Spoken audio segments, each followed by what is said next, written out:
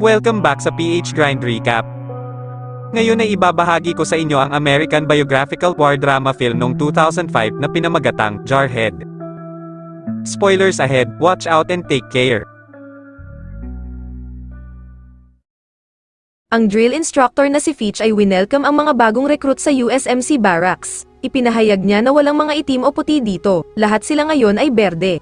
Tinanong niya si Anthony Swofford kung naglingkod ba ang kanyang ama sa parehong kampo. Sir, yes, sir! Napagtanto ni Swofford na ang pagsali sa Marine Corps ay isang masamang desisyon. What have we been doing here? Sir! I got lost on the way to college, sir! Ang mga recruit ay ipinadala sa base ng Marine Corps sa Camp Pendleton. Itinalaga ng senior officer si Swofford sa Gulf Company, na inilarawan ng receiving officer bilang mga taong may kakulangan sa pag-iisip. Pagdating pa lang niya sa lugar ay pinagtripan na siya kaagad ng mga senior Marines, itinali nila siya sa kama para magawang mapaso ang kanyang paa ng mainit na bakal na may mga letrang USMC. Dahil sa init ng bakal ay nawalan ng malay si Swoff. Pagkaraang magkamalay, siya ay napanatag ng makitang walang tatak ang nakalagay sa kanyang binti. Sinabi ni Troy na tinakot lang nila siya sa pamamagitan ng pagpalit ng tatak. Pinagsisisihan pa rin niya ang desisyon na sumali sa US Army, kaya't nagpanggap siyang maglalason sa pamamagitan ng pag-inom ng mouthwash. Nagsimula siyang maalala ang kanyang buhay. Ang kanyang ama ay palaging galit sa kanyang mga anak at wala siya habang sila'y lumalaki. Ang kanyang kapatid na babae ay dumanas ng problema sa pag-iisip, at ang kanyang ina ay labis na na-depress. Ang tanging maliwanag na bagay sa kanyang buong buhay ay si Christina, ang kanyang kasintahan. Ipinangako niya kay Swofford na hihintayin siya sa lahat ng paraan. Ngunit ang kanyang pagmumuni-muni ay nag-ambala ng Staff Sergeant ng Marine Corps na si Sykes, na nag-alok sa kanya ng pagkakataong sumali sa isang regiment ng mga scout sniper. Si Swofford ay hindi masyadong masaya tungkol sa pagkakataong ito at sinusubukang tumanggi, kaya nakaisip ng isang trick si Sykes. Tinanong niya kung kayang tumugtog si Swofford ng anumang instrumentong pangmusika, kung saan sumagot naman ito ng oo, kaya iminungkahi ni Sykes na bisitahin ang training ng bugle bukas. Kinabukasan ay dumating ng late si Swofford sa lugar, at di naglaon ay napagtanto niya na isa talaga itong sniper class, at labis na napahiya si Swofford. Private Swofford here is going to play reveille for us. Oh, I have a bugle. You better play it with your mouth. What? I said play it with your goddamn mouth. Matapos ang nangyaring kahihiyan, ipinagmalaki pa rin ni Swofford na nais niyang manatili. You still here? Yes, yes, Sergeant! Yes. What? Yes, I am still here, Staff Sergeant. Nagsimula na ang pagsasanay, at pagkaraan ng ilang araw, nahanap na ni Swofford ang kanyang tungkulin. Dito ay nagsimula siyang mag-imagine na may nakikitang tilamsik ng dugo na dulot ng kanyang mga tira. Isang araw, nasaksihan niya ang isang trahedya. Ang isa sa mga recruit ay nawalan ng lakas ng loob sa panahon ng pagsasanay kung saan ang mga sundalo ay kailangang gumapang sa ilalim ng barbed wire habang pinapaputukan ng machine gun. Nataranta ang recruit kaya tumayo ito, dahilan para mabaril siya sa ulo. Shit! If you listen to me, you will still be fucking alive right now, stupid fuck! Nang matapos ang training, kasama ang iba pang mga pumasa, na-promote si Swofford bilang sniper habang si Troy naman ay kanyang spotter, at pagkatapos ay pinarecite sa kanila ang katagang, "Without my rifle I am nothing." Without my rifle, I am nothing. Without my rifle, I am nothing. Hindi nagtagal, ang Iraq ay naglunsad ng pagsalakay sa Kuwait. Sa parehong araw, nanood ang mga Marines ng pelikula tungkol sa Vietnam War, at lahat sila ay nanggigigil sa pinapanood dahil sa nakikitang aksyon. Naistorbo sila sa panonood nang ipinaalam sa kanila na kailangan nilang mag-report sa company area. Nagsaya at na-excite ang lahat dahil magagawa na nilang mapamalas ang kanilang kakayahan sa labanan. Kalaunan ng batalyon ni Swofford ay ipinadala sa Persian Gulf upang makilahok sa Operation Desert Shield. Sa kanilang pakikipagpulong kay Lieutenant Colonel Kaczynski, ang battalion commander, binigyan sila ng utos na hulihin ang target na si Saddam Hussein. Ang kanilang pangunahing responsibilidad ay ang pagdepensa sa mga oil fields. Pagkatapos ay ipinadala ang unit sa base ng operasyon. Nagsimula na ang kanilang araw-araw na routine, araw-araw silang nagpo-formation, umiinom ng tubig, mag-scout sa nakapaligid na rehiyon, maghagis ng granada sa kawalan, mag-navigate ng Peking minefield, bumaril sa kung saan at uminom pa ng maraming tubig. Matapos ang walang kwentang routine na ito, gabi-gabi pa silang nagbabantay. Sila ngayon ay nasa desyerto ng 62 araw na, para labanan ang pagkainip, pinaglalaban nila ang mga Scorpion para makapagsugal. Ang ilan sa mga Marines ay nag-aalala na ang kanilang mga asawa o kasintahan sa bahay ay maaaring pagtaksilan sila dahil sa mahabang panahon ng paghihintay. Ang mga larawan ng kababaihang tinalikuran ang kanilang relasyon sa mga miyembro ng unit ay nakapaskil sa isang board na tinatawag na Wall of Shame. Ang mga reporter mula sa field ay nagsagawa ng mga panayam sa Marines upang matuto ng higit pa tungkol sa kanilang lokasyon, personal na buhay at mga karanasan sa paglilingkod bilang mga sundalo sa Saudi Arabia. Sinabi ni Sykes sa mga reporter na komportable ang kanilang kalagayan dito, at para patunayan ito, inutusan niya ang grupo na maglaro ng football habang naka-uniform at sa kabila ng matinding init. Dahil sa pagkapagod sa pinagawa sa kanila, nag-riot ang mga sundalo at sinimulang punitin at itapon ang kanilang mga suot habang nagtatawanan na parang mga baliw. Dahil napahiya sa inasta ng mga ito, inutusan ni Sykes ang mga reporter na umalis. Nang gabing iyon, pinarusahan ni Sykes ang mga sundalo sa pamamagitan ng pagbuo ng pyramid gamit ang mga sandbag, habang walang tigil na tumatawa. I don't hear you laughing now.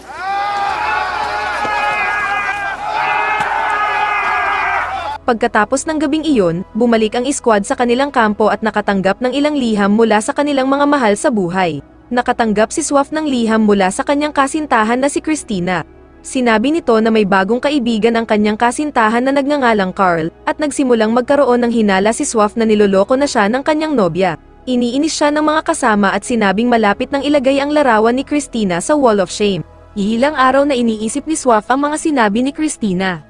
Isang araw ay tinawagan niya si Christina, naging maayos ang lahat hanggang sa itanong ni Swaff ang tungkol kay Carl, ngunit nagkunwaring hindi siya nito maintindihan at binaba ang tawag na lalong ikinainis ni Swaff. Nang araw na iyon, manonood sana sila ng pelikula na may title na Deer Hunter, ngunit di nagtagal ay napagtanto ni Detman na isa itong videotape ng kanyang asawa na nakikipagtalik sa kanyang kapitbahay. That's my fucking wife!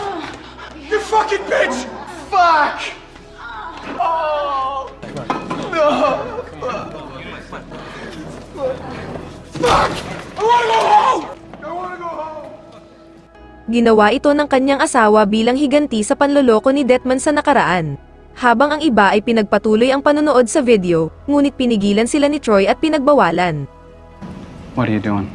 I'm waiting for you to leave so I can watch it again. Why do you want to watch it again? Sa day 122, patuloy na nagpapatrol ang mga squad, at hindi pa rin maalis sa isip ni Swaff ang tungkol kay Christina. Kinagabihan ay binisita niya si Fergus, na pinakamatalino sa kampo na nagsisilbi bilang signalman, at hiniling na magbantay muna sa labas kapalit ng kanyang relo bilang bayad. Pagkatapos ay bumili siya ng mga alak para sa kanilang Christmas party. Habang nagsasaya, aksidenteng nagpasimula ng sunog si Fergus, nakalaunan ay lumala at nakarating sa mga flare crates. Nabulabog ang squad at inakalang inaatake sila, ngunit paglabas ay napagtanto nila ang tunay na nangyari. Kinabukasan ay pinarusahan ni Sykes si Swaff, at di nagtagal ay na-demote si Swaff bilang private dahil sa pagkapabaya, at inutusan siyang sunugin ang mga dumi ng tao mula sa mga kubeta. Kinabukasan ay naglaro ng assembling at disassembling ng baril sina Swaff at Fergus, habang may galit pa rin si Swaff sa kanya. I already told you it was an accident. An accident, like when this trigger slips. Tinutukan niya siya ng baril habang umalis si Cortez at sinabing walang nakita. Pagkatapos ay nawala sa katinoan si Swaff at inutusan si Fergus na barilin siya sa bibig. Fucking shoot me! Shoot me in the fucking face! Or kill me, you fucking pussy! Fuck! Habang nagpapatrol sa disyerto, kinausap ni Troy si Swaff tungkol sa nangyari sa kanila ni Fergus at sinabihan siyang humingi ng tawad. Habang humihingi ng tawad, bigla silang nakarinig ng putok ng baril sa di kalayuan. Spread it out.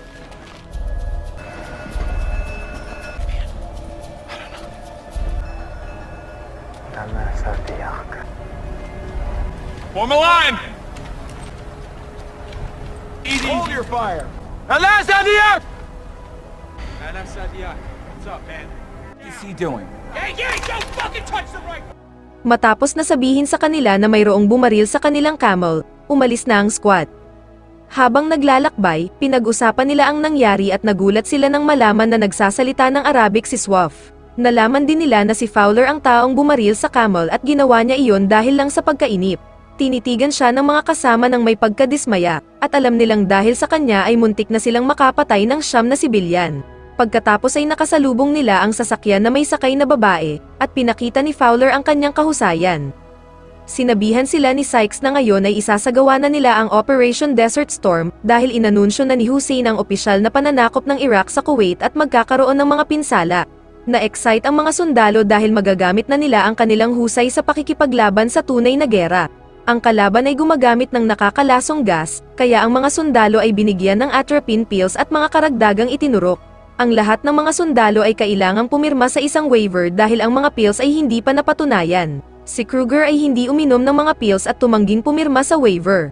Ipinaliwanag ni Sykes ang mangyayari kapag nalason sila ng gas, at pagkatapos ay inutusan silang lahat na inumin ang pills at pumirma ng waiver, ngunit iniluwa ni Kruger ang sa kanya noong hindi nakatingin si Sykes. Maya-maya ay sinimulan nila ang paghuhukay para sa kanilang matutulugan habang lumilipad ang American forces sa ibabaw nila. Nagsimulang magreklamo si Troy na ang kanilang ginagawa ay walang kabuluhan, at habang sila ay kasalukuyang naghuhukay, ang digmaan ay gumagalaw na palayo, salamat sa Air Force. Kinausap ni Swaff si Troy, ngunit inabala sila ni Sykes at sinabi kay Troy na ipapaalis siya sa Army kapag bumalik siya sa US dahil nagsinungaling siya tungkol sa kanyang criminal record sa kanyang aplikasyon. Inutusan niya si Swafford na bantayan si Troy. Kinabukasan, ang squad ay pinaputukan ng artillery ng kaaway. Habang ang lahat ay nagtatago sa ibaba, si Swafford ay nakatayo, dinadama ang simula ng unang labanan. Are you alright? I pissed myself. Inutusan siya ni Sykes na kunin ang mga baterya para makapag-signal. Ang mga Iraqi ay umatras, at ang mga Marines ay sumulong sa kanilang direksyon. Sa di kalayuan, nakita nila ang mga fighter jet ng US na umaalis matapos ang kanilang misyon. Masayang kumaway si Fowler sa kanila, ngunit biglang bumalik ang dalawang fighter jet at napagkamalan ang squad ng mga Iraqis kaya sinimulan silang paulanan ng mga bala. Maraming sundalo ang nasugatan sa pag-atake. We fucking thought we were Iraqis! Keep moving! Narating nila ang kumpol ng mga bumagsak at nasunog na mga sasakyan na winasak ng mga mismong US fighter jet. Naglakad sila sa mga sumabog at nasunog na sasakyan na may mga umuusok na bangkay na nakakalat at napagtanto nila na maraming sibilyan sa kanila. Sinunog ng mga Iraqi ang mga balon ng langis na nagdulot ng pag-ulan ng langis. Nagutos si Sykes na maghukay, ngunit ang pagbabago ng hangin ay nagdulot sa kanila ng paglipat at paghuhukay ng kanilang matutulugan. Nakita ng mga sundalo si Fowler na naghuhukay ng isang bagay sa malayo. Fowler! What are you digging over there? Nothing. Our orders are to dig over here. Nilapitan nila siya at nakitang pinaglalaroan ng taranta ang isang bangkay. Inalis ni na Troy at Swafford ang bangkay, kinausap ni Sykes si Swafford, at ipinaalam nito sa kanya na gagawing tagalinis ng banyo si Fowler kapag bumalik sila sa US. Kinabukasan, sinabi ni Sykes kina Troy at Swafford na hinihingi ni Colonel Kaczynski ang dalawang pinakamahusay na sniper, at inirekomenda sila ni Sykes para dito. Agad namang nag-impake ang dalawa para umalis. Binigyan sila ng tungkuling patayin ang dalawang matataas na opisyal ng Iraq na nasa malapit na control tower. Pinaalalahanan niya silang humingi ng kumpirmasyon bago magpaputok. Si Swafford at Troy ay nagtatago sa isang abandonadong gusali na may magandang tanawin ng control tower. Naghintay sila ng mahabang panahon para lumitaw ang mga target, at sa huli ay sa wakas ay dumating ang dalawang opisyal, kaya inihanda na nila ang armas. Tumawag si Troy sa punong tanggapan at humiling ng pahintulot na magpaputok. Nang matanggap ang go-ahead, sinimulan niya ang countdown. Gayunpaman, nang handa na si Swafford na kalabitin ang gatilyo, biglang pumasok si Major Lincoln at pinigilan sila, na nagsasabing magkakaroon na lang ng airstrike. Nakiusap si Troy sa Major na hayaan silang gawin ang pagbaril dahil wala namang pagkakaiba, ngunit tumanggi ang Major at nalungkot si Troy. That is my kill! That is my kill! Nakita nila kung paano ginagawa muli ng Air Force ang kanilang trabaho. Pinag-usapan ni na Swafford at Troy ang kanilang mga plano na bumalik sa buhay sibilyan. Magiging drug dealer na lang daw si Troy. Pagtingin sa oras, napagtanto nilang hindi dumating ang pick-up para sa kanila at naisip na may nangyaring mali. Naglakad ang dalawa pabalik sa kampo, biglang may narinig silang ingay mula sa di kalayuan, at umasa na ito ay ang mga Iraqis, kaya naghanda silang magpaputok. Pag-akyat sa isang burol, nakita nila na ang militar ng US ay nagdiriwang ng kanilang tagumpay sa paligid ng apoy at nagkaroon ng isang maliit na party. Masaya ang lahat na tapos na ang digmaan, ngunit sinabi ni Swafford sa pagkabigo na hindi niya pa napaputok ang kanyang rifle. You do it now. Nagpaputok ng baril si Swafford sa hangin, at kalaunan ay nagsimulang sumunod ang lahat sa kanyang halimbawa. Pagkalipas ng ilang araw, ipinagdiwang ng Estados Unidos ang pagbabalik ng kanilang mga tropa sa tahanan. Sa sandaling ito, isang veterano ng Vietnam War ang pumasok sa bus ng squad at binabati ang lahat sa tagumpay, na nagpapahayag ng kanyang pasasalamat sa mahusay na trabaho. Ang mga sundalo ay agad na nanlumo, napagtanto na ang papuri na ibinibigay sa kanila ay hindi nararapat. Pinuntahan ni Swofford si Christina, ngunit nakita niya si Carl sa pintuan at napagtanto na huli na siya. Sumunod ay makikita natin ang buhay sibilyan ng kanyang mga kaibigan. Si Fowler ay nagsasaya sa isang bar, nagsasagawa si Kruger ng isang marketing presentation. Si Cortez ay nasa parke kasama ang kanyang asawa at 3 anak. Si Escobar ay naglalatag ng mga produkto sa supermarket, habang si Sykes ay bumalik sa larangan ng digmaan.